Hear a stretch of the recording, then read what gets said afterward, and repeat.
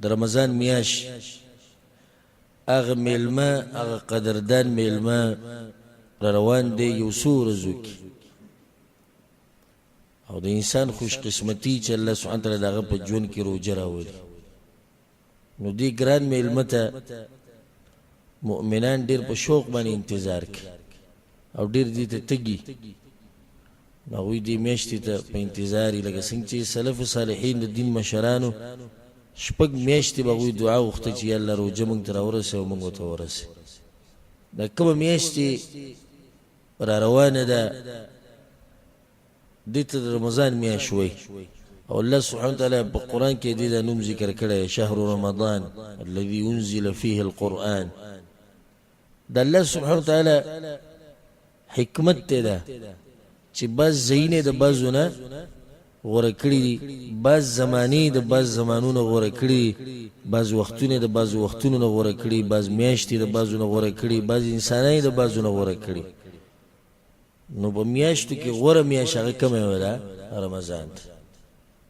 د دې مبارکې میاشتې ډېر زیات فضایل دي زه درته یو څو ذکر کومه اولنی فضیلت د دې میاشتې هغه دا دی چې دې کې د جنت دروازې کولاویږي دویم شیطانان پکې تړلی کېږي او دریمه ده چې د الله طرف نه آواز کوونکی آواز کوي چې ای د خیر اراده لرونکیا راځه او ای د شر اراده لرونکیا نور بسک د دې میاشتې فضیلت او دلیل به ته بیانوم د الله سبحانه وتعالی په توفیق سره امام احمد بن حنبل رحمه الله دا روایت راوړی د ابو هريره رضی الله عنه رسول صلی الله علیه وسلم وی اذا كان اول ليله من شهر رمضان کله چې اولنۍ شپه یا اولنۍ شپه د رمضان سپومې ولیدې شو اعلان شو چې څه ده روژه ده اولنۍ شپه ده صفدت الشیاطین په دې اولنۍ شپه باندې شیطانو وتړلی شي ومردت الجن مشران کم سرکشه پیریان چې بیا مخې ته رسول صلی الله علیه وسلم وی چې وغلقت ابواب النار او د جهنم دروازې بندې شي وفتحت ابواب الجنه او د جنت دروازې کولاو شي اولنۍ شپه داخلېده د رمضان د میاشتې د جنت دروازې کولاو شو جهنم هغه بندې شو دې کولاو دروازو باندې چې څوک ورننه ننوتو نو دا ډېر غټ بدقسمته انسان دی او په دغه بندو دروازو چې څوک ورغی دا به هم ډېر بدقسمته انسان چې جهنم دروازې بندې دي بیا هم د جهنم حقدار شو د جنت دروازې کولاو دی د پکې نصیب نشته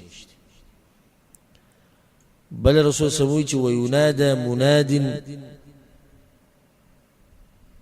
او هر شپه چې دنو आवाज کوونکی आवाज کوي یا باغی الخير اقبل و یا باغی الشر اقصر اے د خیر اراده لرونکی راځه د میاشت خیر او د برکاتو ده رمضان میاش د برکتونو د رحمتونو د خیرونو او د ثوابونو او د الله د رضا د ګټلو میاشت نو راځه اوس موقع او دا وی چې اې د شر اراده لرونکی نور بس کا د میاشت د دې نه ده چې په دې میاشت کې نه کله به غلا کی نو به څومره شرعي انسان دی او څومره ګناهګار انسان دی چې الله طرف نه आवाज کیږي د بیا هم د خیر طرف ته نه ورځي او د شر نه ځان نه منع کوي ولله عتقاء من النار وذلك كل ليله ده بل فضیلت شو سلورم فضیلت چې الله سبحانه وتعالى هر شپه د جهنم نه کسان آزادوي د رمضان په میاشت کې په روایت کې دا راځي چې کله اخرنۍ ورځي د رمضان د میاشتې اخرنۍ او نور ډوب شي الله سبحانه وتعالی ملائکو ته وی ویل څومره چې تاسو په دې روژه کې آزاد کړي دي هر شپه نو د هغې امر نن نور آزاد کوي او چې په دې میاشت کې ته د اور نه آزاد نشوې نو فلا یلومن الا نفسه، خپل ځان بیا ملامته کړه. یعنې د قیامت پر ورځ به الله له ته څه جواب ورکوې؟ ما ته ده ووایې زه چې تا ته ده ووایي چې د جنت دروازې کولاو وي، د جهنم هغه بندې وي، شیطانان مې تړلي وو، اواز کوونکي اواز کوو، هره شپه مې کسان ازادول، بیا به کې هم ستا قسمت نه و. نو الله خو حجت قایم کړی، موقع م را کړي، لاره یې مسانه کړې ده، کار یې راته مسان کړی. پنځم فضیلت د رمضان میاشت او د دې روژه د ګناهونو کفاره ده. او حدیث کې درځي په صحیح مسلم کې دی د ابو هريره رضی الله عنه، رسول صلی الله علیه وسلم وایي چې الصلوات الخمس والجمعة إلى الجمعة ورمضان إلى رمضان مكفرات ما بينهن إذا اجتنب الكبائر یا إذا اجتنبت الكبائر. چې پنځه منځونه او د جمعې نه د جمعې پورې او د رمضان د میاشت نه د رمضان د میاشت پورې دا اعمال ګناهونه ریجوي، چې کله ته ځان د غټو ګناهونو نه وساتي، واړه ګناهونه ختموي. لکه د رمضان میاشت تیر شوي کال ته روجې ونیوي، دې کال له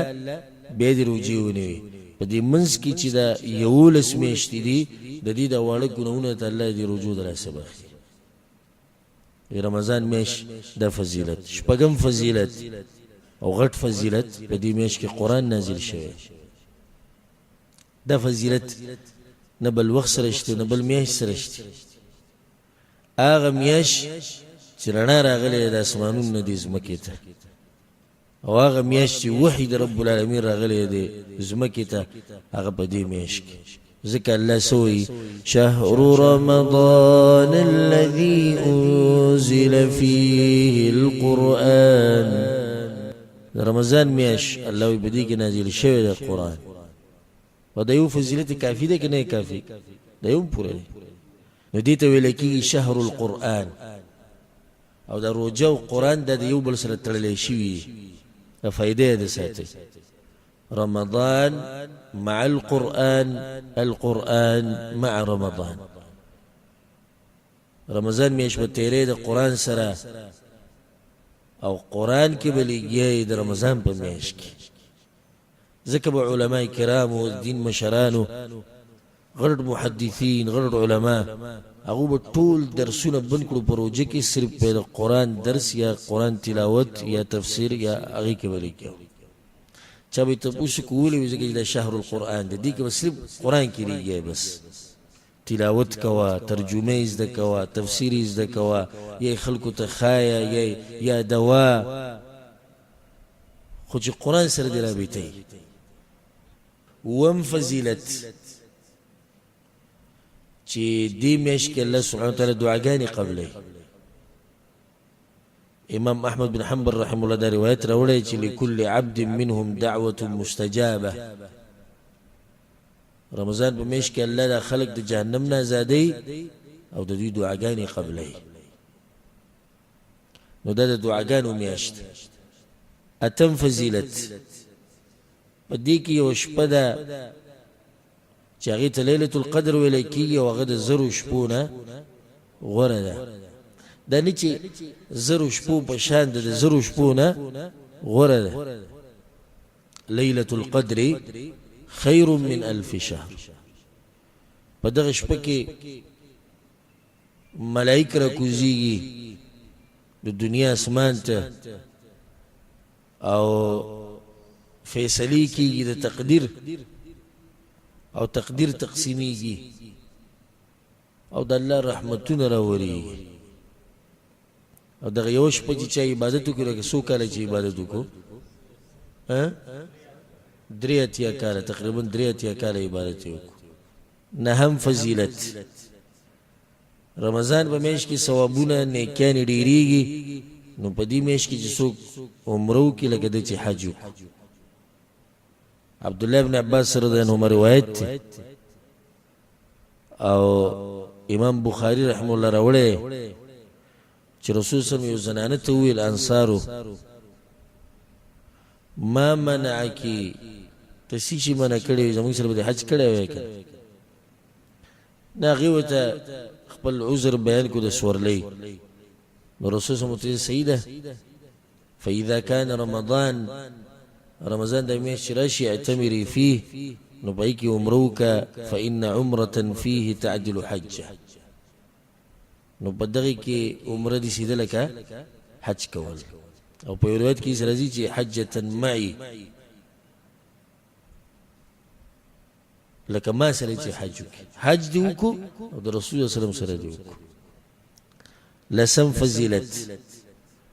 رسول صلی الله علیه وسلم هغه انسان ته خیری کړي چې د رمضان میاشت پې راشي او تیر شي والله ونه بخي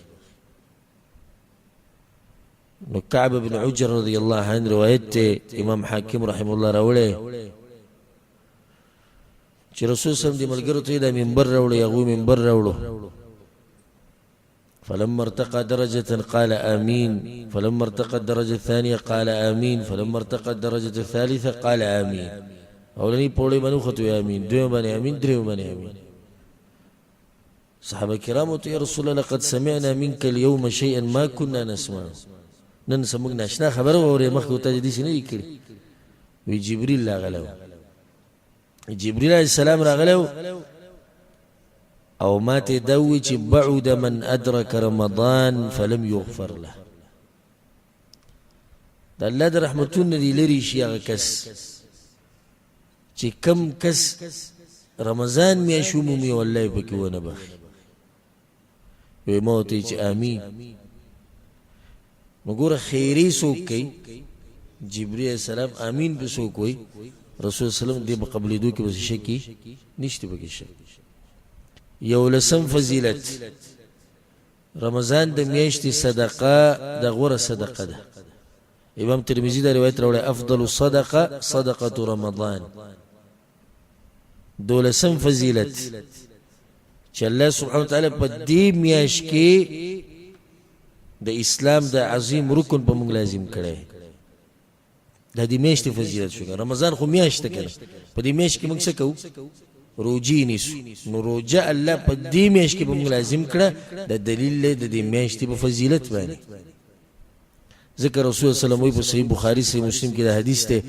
من صام رمضان ایمانا واحتسابا غفر له ما تقدم من ذنبه چا چې روجه ونیوه رمضان د میاشت الله بوله تیر شوي ګناهونه ټول وبخي دې کې تاسو ته یو ناشنا فایده بیان کړم د عرفات د ورځې روجه نیوه د محرم د میاشتې روجه نیوه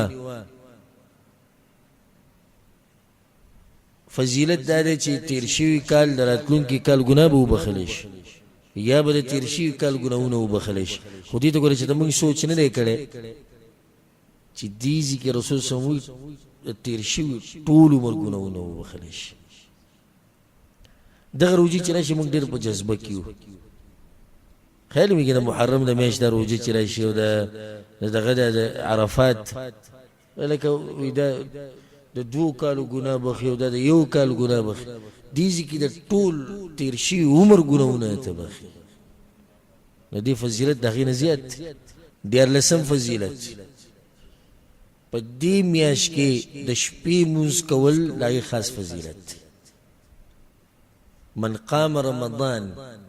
ایمانا واحتسابا غفر له ما تقدم من ذنبه چا چې د رمضان په میاشت کې د شپې مونږ کو رمضان میاشت یاد کړی الله بوله تیر شي ګناهونه وبخي